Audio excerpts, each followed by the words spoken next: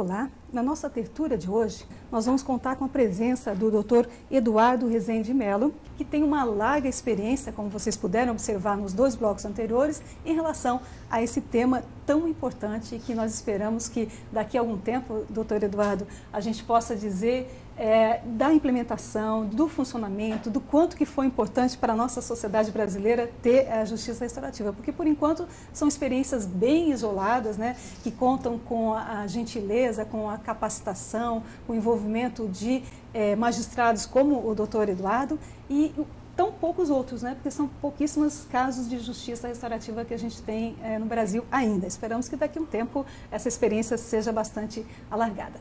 Mas a gente começa então esse nosso terceiro bloquinho e último para falar das pessoas. Nós falamos de pessoas envolvidas, falamos do adolescente, nós falamos aqui da própria vítima e agora tem uma pessoa que é fundamental nesse processo, que é o facilitador, que ele estará envolvido então nesse encontro, né? Eu até perguntava aqui para o doutor Eduardo como se chama exatamente isso, na verdade tem 2 nomes, né? Uma conferência ou então Círculos da Paz. Eu até achei muito bonito, né? Círculo da Paz, é interessante, que é esse momento então que está reunido a vítima, reunido o adolescente e agora esse que seria o facilitador.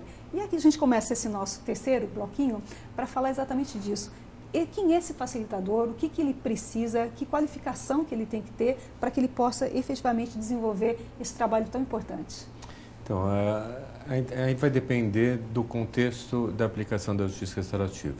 Como eu falei, a gente tem aplicado, por exemplo, para evitar o processo judicial, então usando escolas, meios comunitários, então são pessoas desses próprios ambientes. A gente tem professores, temos funcionários, temos próprios alunos que são capacitados para serem facilitadores.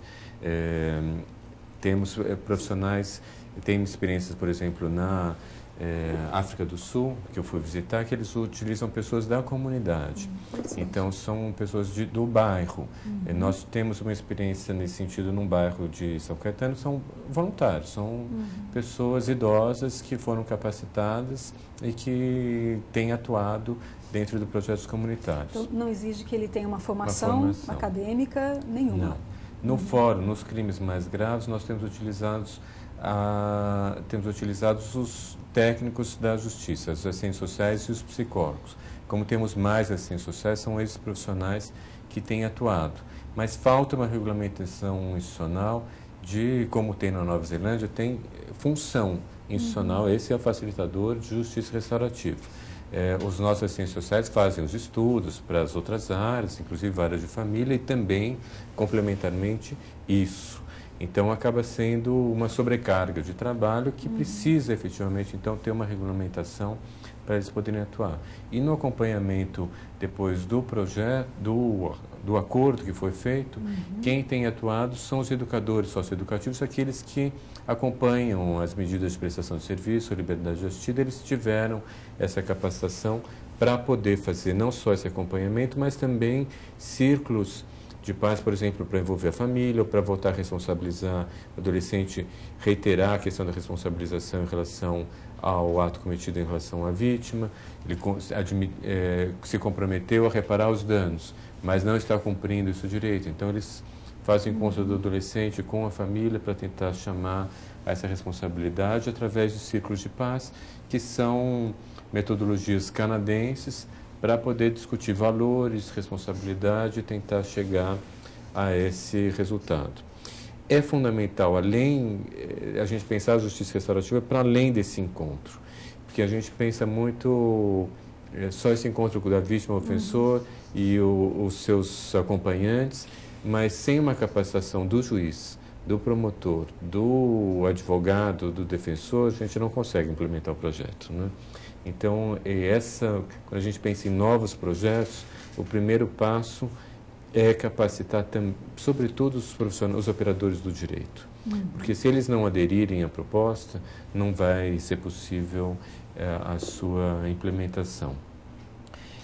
Então, nós temos trabalhado nesse campo, que eu sou membro da Coordenadoria da Infância e Juventude do Tribunal de Justiça do Estado, que é um órgão focado na assessoria às varas da infância e juventude do Estado para aprimoramento institucional e também para a formulação de políticas públicas internas do Judiciário em relação à área de um modo geral, inclusive justiça restaurativa. É uma das sessões com foco muito grande que o desembargador Antônio Carlos Malheiros, que é o nosso coordenador, tem dado essa marca de tentar disseminar a justiça restaurativa no Estado. Então, a nossa capacitação tem sido junto aos operadores da Justiça, mas também chamando o Executivo. Se o secretário de Educação, o secretário de Assistência Social, mesmo os prefeitos não tiverem conhecimento dessa proposta, a gente acaba não conseguindo efetivar. Então, é interessante, por exemplo, que Barueri foi uma cidade que está implementando e a Câmara Municipal elaborou um projeto de lei introduzindo a justiça restaurativa como uma dimensão a ser adotada nas escolas municipais, para evitar justamente, então, o Legislativo Municipal participou da capacitação e introduziu já legalmente o tema. Então, nos falta que é o que ocorreu nesses países que introduziram legalmente, uma política nacional. Acho que isso é algo que nós temos conversado com a Secretaria de Reforma do Judiciário, que seria, para além da implementação de projetos, que é a linha que tem sido adotada no país, deveria-se ter uma política pensando capacitação de uma forma mais ampla, de todos os profissionais, introdução de procedimentos na lei. É porque é uma mudança de cultura, né? Então, essa mudança de cultura, nós estamos muito acostumados com a ideia retributiva. E essa mudança de cultura, eu acho que vai exigir realmente uma capacitação, que era o que eu queria saber, doutor Eduardo. Essa capacitação, normalmente uma capacitação básica, mínima, seria de quanto tempo? A gente tem pensado, para os operadores do direito, nós temos feito uma capacitação de uns 2 dias de 8 horas, para tentar focar em toda a questão histórica, a dimensão jurídica, procedimental e o modo de atuação prática do juiz. O juiz acaba tendo um papel, o promotor também, muito intenso. Por exemplo, em relação aos crimes graves, a gente elaborou um protocolo de como falar com um adolescente, como falar com a vítima. Demanda muito mais tempo. Uma audiência que eu viria a vítima em 10 minutos, e eu acabo perdendo os 40 minutos, 1 hora, porque eu tenho que acolhê-la, de uma certa forma, né? Então, muda a postura do juiz, né?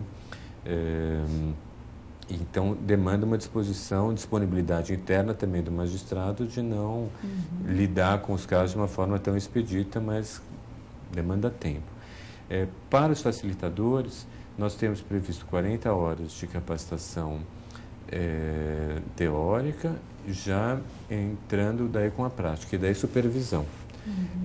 Durante 1 ano, pelo menos, a gente tem criado, dado o acompanhamento de supervisão, tentando criar entre os próprios facilitadores metodologias de autossupervisão, que eles consigam depois continuar se encontrando para discutir os casos, discutir as posturas deles, saber até que ponto eles estão sendo interventivos ou garantindo efetivamente a oportunidade de manifestação espontânea pelas pessoas, para que elas consigam resolver de uma forma mais autônoma possível o conflito.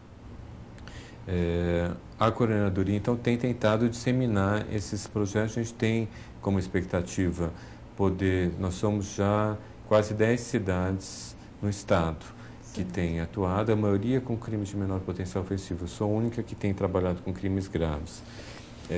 Então, essa é uma trajetória que nós temos agora como meta, poder ampliar para outras comarcas, e ficamos de fato nesse desafio, porque a gente não tem tantas pessoas que fazem capacitação.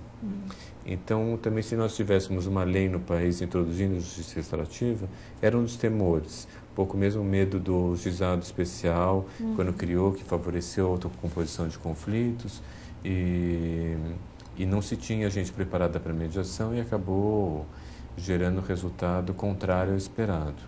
Então, tem disseminado, nesse momento de ter projetos ainda pilotos, né, a gente tem conseguido criar maior número de capacitadores, que é importante, para poder expandir. Então, tem alguns estados já atuando. Tem Amazonas, tem Pará, tem Maranhão, Recife, o Rio Grande do Norte já começou, a Bahia, São Paulo e Rio Grande do Sul são pioneiros, e Santa Catarina também tem projetos. Então, a gente tem vários estados que estão, algumas pequenas ilhas nesses vários estados. Imaginando, doutor Eduardo, que alguém que esteja nos vendo agora tem interesse de trabalhar nessa linha restaurativa, de ser um facilitador, de fazer uma capacitação, de poder atuar, principalmente pessoas que já estejam ligadas à questão da criança e adolescente. Existe algum local que eles podem procurar? Como é que eles devem se comportar se eles tiverem esse interesse? Então, a gente é uma mudança institucional. Então, não dá para ser feito por uma pessoa isoladamente. Então, alguém, sei lá, numa cidadezinha, quero fazer. Não dá, porque vai precisar envolver o juiz, envolver toda uma, não só a instituição da justiça, mas outras instituições que consigam trabalhar. Normalmente são 2 facilitadores que atuam. Nós, agora, com esse programa da Coordenadoria da Infância e Juventude, vai ser disseminado. A nossa intenção era de fazer uma convocação pública aos locais que teriam interesse de implementar esse projeto. Sim. Teria algumas pré-condições, que é ter juiz, promotor, defensor, de acordo com a implementação. Se um dos 3 não estão de acordo, ali não vai ter projeto. Então, tendo esse núcleo inicial, daí é a tentativa de envolver os gestores locais. Então, os gestores de escola, os gestores, saber em que espaços institucionais paralelos... Então, com a questão dos gestores educacionais. Essa tem sido o jeito mais fácil de conseguir dar andamento. Porque esse número que eu citei inicialmente de 40% com processos judiciais contra adolescentes envolvendo conflitos escolares, é uma realidade, pode variar a porcentagem, mas o volume é muito grande. É muito significativo. Então, mostra a necessidade de uma maior parceria entre justiça e educação para não criminalizar essas condutas, porque isso tem normativo, não só por ter normativo internacional, mas por ter vários estudos que acaba aumentando a pauta criminógena do adolescente. Claro. Ele se assume como autor de delito e é estigmatizado. Toda a teoria de estigmatização se mostra muito claramente nesses casos.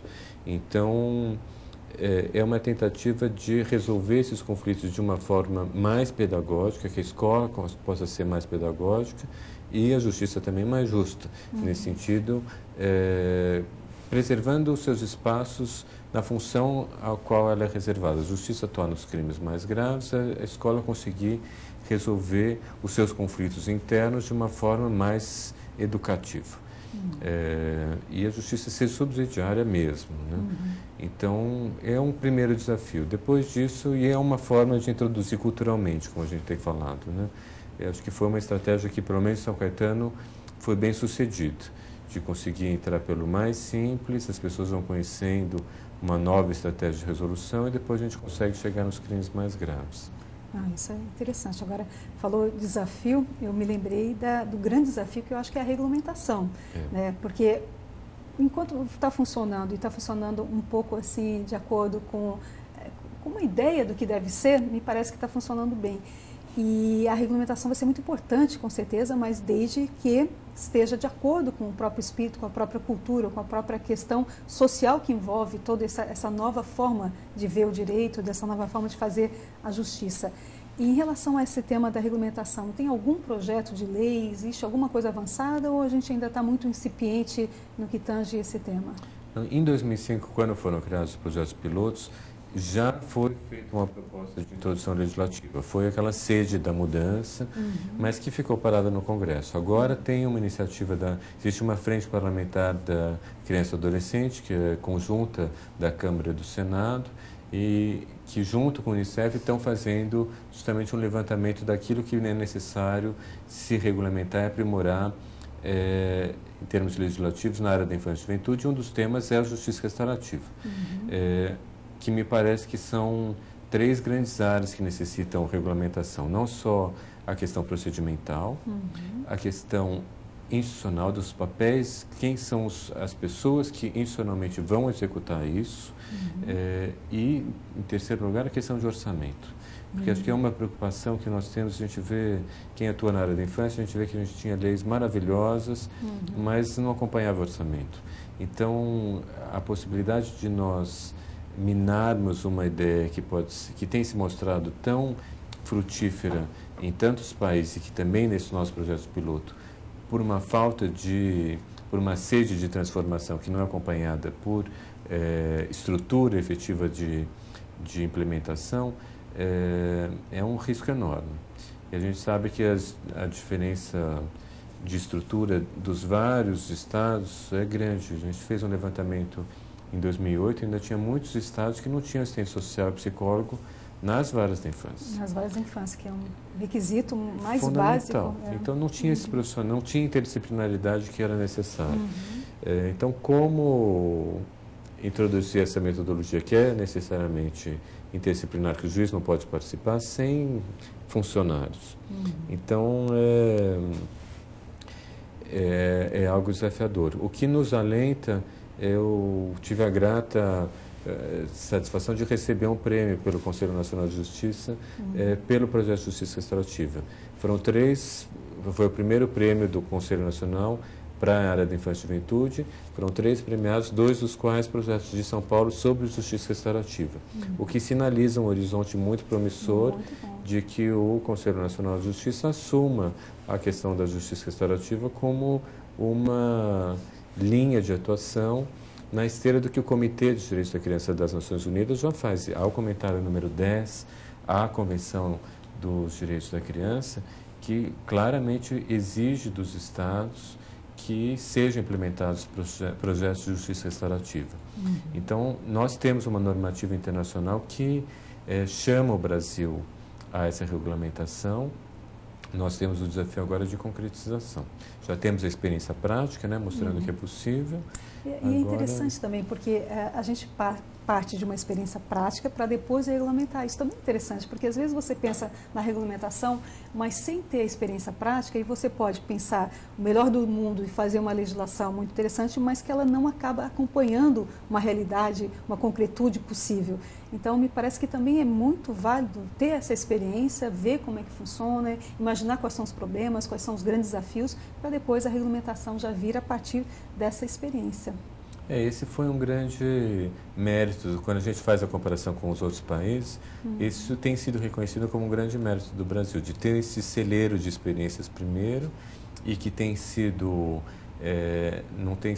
experiências acompanhadas por pesquisadores, tanto aqui em São Paulo como no Rio Grande do Sul, que são os estados pioneiros. A universidade tem acompanhado. No nosso caso, a gente está com uma parceria com a Faculdade de Psicologia da PUC de São Paulo, que eles atendem os adolescentes e as vítimas para saber se efetivamente eles se sentiram empoderados, se o resultado do acordo condisse com aquilo que eles tinham expectativa, se eles sentiram que foi fruto efetivamente de uma proposta autônoma ou não, e que nos dá, a nós implementadores, um feedback importante para poder aprimorar o projeto.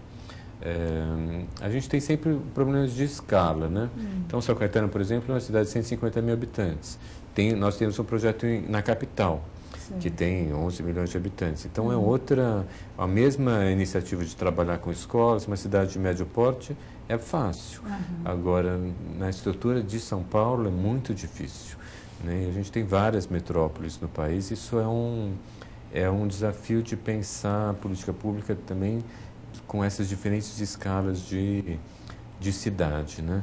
Quanto menor é mais fácil, quanto maior é mais difícil. Agora, esse acompanhamento que é feito pela PUC São Paulo na Faculdade de Psicologia, então ela vai analisar depois que o processo já aconteceu, que aqueles ciclos de paz aconteceram e tal, e aí então analisa só a vítima ou analisa também o adolescente? Analisa tudo, desde a postura do juiz, qual a percepção que o adolescente tem da figura do juiz dentro do encaminhamento, de clareza da apresentação da proposta, eles participam, por exemplo, da audiência, quando a gente tem sinalização. Então já está também lá nesse. Porque nesse como momento. a lei agora estabeleceu que essa prevalência das práticas restaurativas, eu, por exemplo, determinei que as assistentes sociais, antes, ao fazer os estudos sociais, já analisem previamente se é recomendável ou não o encaminhamento do caso à justiça restaurativa. Certo. Então, tendo essa sinalização, a gente já avisa os pesquisadores, eles participam das audiências. E depois eles fazem entrevistas também com os envolvidos. Com os envolvidos. Eles participam como observador, se as partes autorizarem, do círculo, às vezes ou da conferência. Se não, logo na saída, eles entrevistam para saber como foi e depois, ao longo do acompanhamento, para saber se efetivamente teve... como foi o cumprimento, se isso teve um impacto efetivamente no adolescente ou não.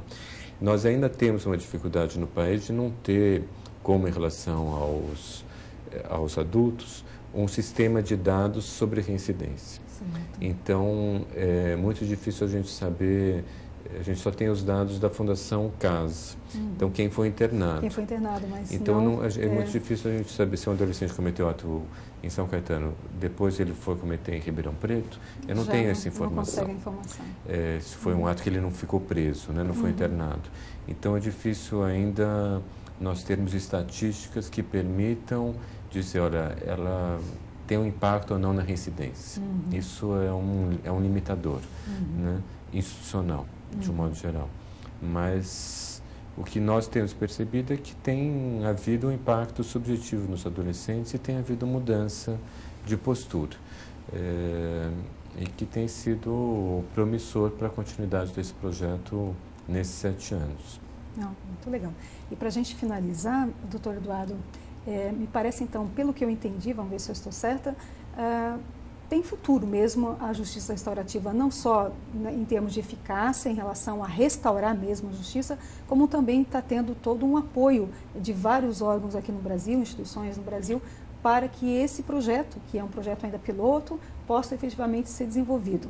É isso mesmo, a gente tem o envolvimento do Ministério da Justiça, da Secretaria Especial de Direitos Humanos, que são os grandes financiadores. Inicialmente, o Programa das Nações Unidas para o Desenvolvimento, o PNUD, foi um grande financiador. Então, as Nações Unidas têm acompanhado essa questão no Brasil e os tribunais de justiça, de um modo geral, têm dado apoio. O Tribunal de Justiça, o Ministério Público e, sobretudo, a Defensoria Pública. É interessante que a Defensoria Pública do Estado de São Paulo já chegou, inclusive, a colocar a justiça restaurativa como tema de concurso. Ou seja, exigindo que as pessoas que pretendem se tornar defensor conheçam, teoricamente, a justiça restaurativa. Então, institucionalmente, a gente tem conseguido ganhar muito espaço. A Secretaria de Estado de Educação criou um professor mediador em escolas e os capacitou também com técnicas restaurativas. Então, não são todas as escolas que contam com professor mediador, mas aquelas que o contam já têm utilizado, já criaram a figura institucional, então, de um profissional responsável por essa mediação de conflitos e que tem dado muito resultado. A gente precisa criar ainda outros espaços e, sobretudo, precisamos ter orçamento. Isso é importante. Mas com isso, então, a gente encerra esse nosso Tertúlia de hoje, agradecendo imensamente a presença do Dr. Eduardo Rezende Mello para falar desse tema tão importante, tão caro, que é a justiça juvenil restaurativa. Esperamos encontrá-lo nos nossos próximos encontros e até uma próxima oportunidade. E agora?